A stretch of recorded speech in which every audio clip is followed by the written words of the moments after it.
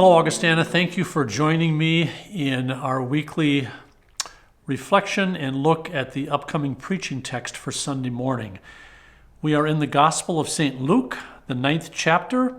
The text for Sunday is verses 28 through 45. Liturgically, this Sunday is Transfiguration Sunday, and Transfiguration Sunday serves as a bridge between the season of Epiphany, which follows Christmas, and Transfiguration Sunday is the bridge that takes us from Epiphany into the season of Lent. Next Wednesday, the 17th of February, is Ash Wednesday, which marks the beginning of our Lenten journey. Takes us then to Holy Week, Holy Thursday, Good Friday, and then Easter.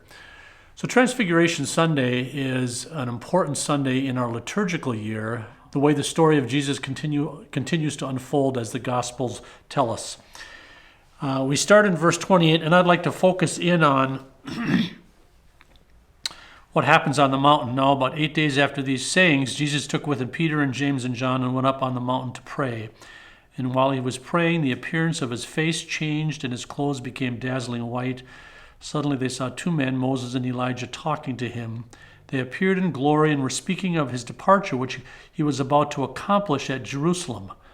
Now Peter and his companions were weighed down with sleep, but since they had stayed awake, they saw his glory and the two men who stood with him. Just as they were leaving him, Peter said to Jesus, "Master, it is good for us to be here. Let us make 3 dwellings, one for you, one for Moses, and one for Elijah," not knowing what he said.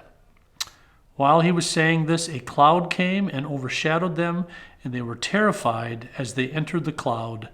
Then from the cloud came a voice that said, "This is my son, my chosen, listen to him." When the voice had spoken, Jesus was found alone, and they kept silent, and in those days told no one any of the things they had seen. There's a lot going on here. Jesus takes Peter, James, and John up onto the mountaintop to pray. Something he does a lot before he has a decision to make, before something big is about to happen. So it's not surprising to me that he goes up onto the mountain to pray. And while he's up there, he is literally transfigured, which means that his appearance changes. He becomes radiant. The disciples see him in all his glory.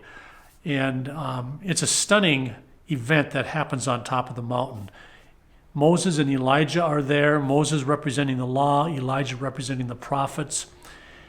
And this is an event in the narrative where Luke is trying to tell us now who Jesus fully is as Son of God, but also as man.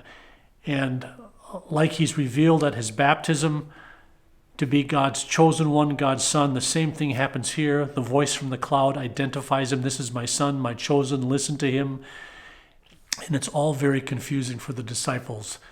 One of the things that I think is kind of interesting in the text, in verse 31, they appeared in glory and were speaking of his departure, which he was about to accomplish in Jerusalem.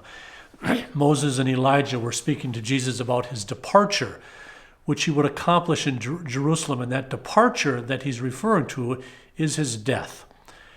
Jesus has to go to Jerusalem to die. It's part of God's plan for the salvation of the world.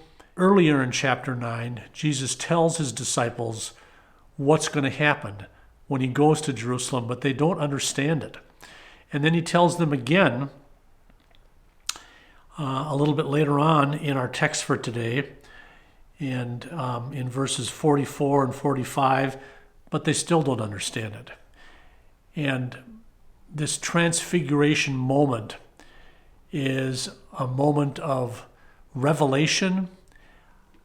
It's a glimpse that we are given in the story of what I think Jesus looks like post-resurrection, something that I imagine he would look like.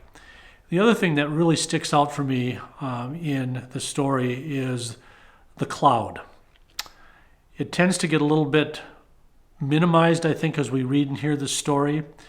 While he was saying this, as Jesus is talking to Moses and Elijah, a cloud comes, it overshadows them, and they, Peter, James, and John, were terrified as they entered the cloud.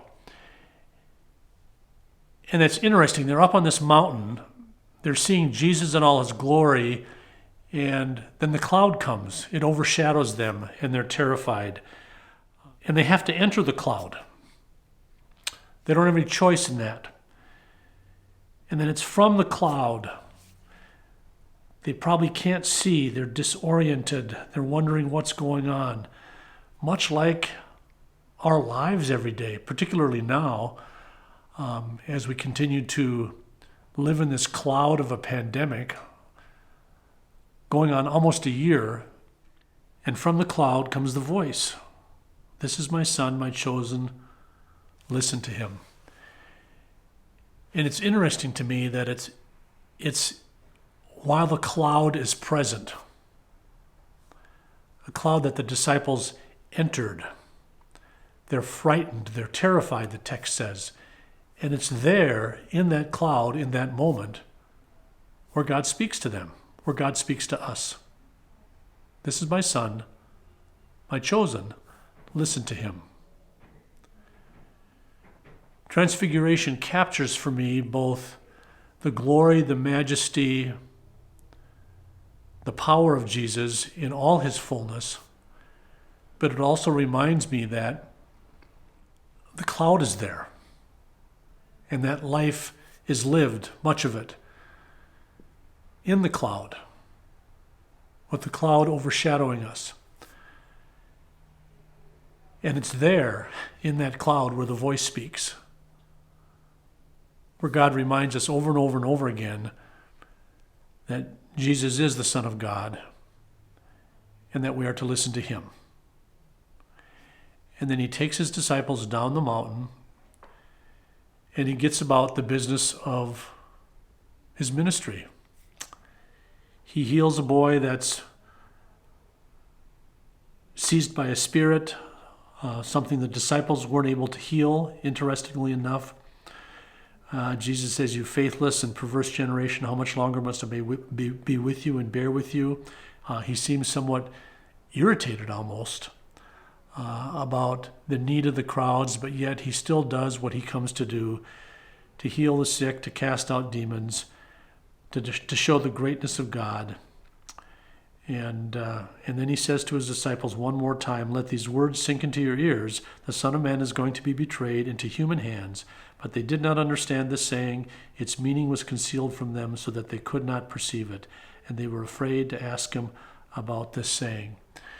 And so you go from the mountaintop down into the valley again, where there's confusion, misunderstanding, and those beloved disciples, they're a model for us as we continue to just muddle through and set our face to Jerusalem, moving to the cross with Jesus, with the cloud,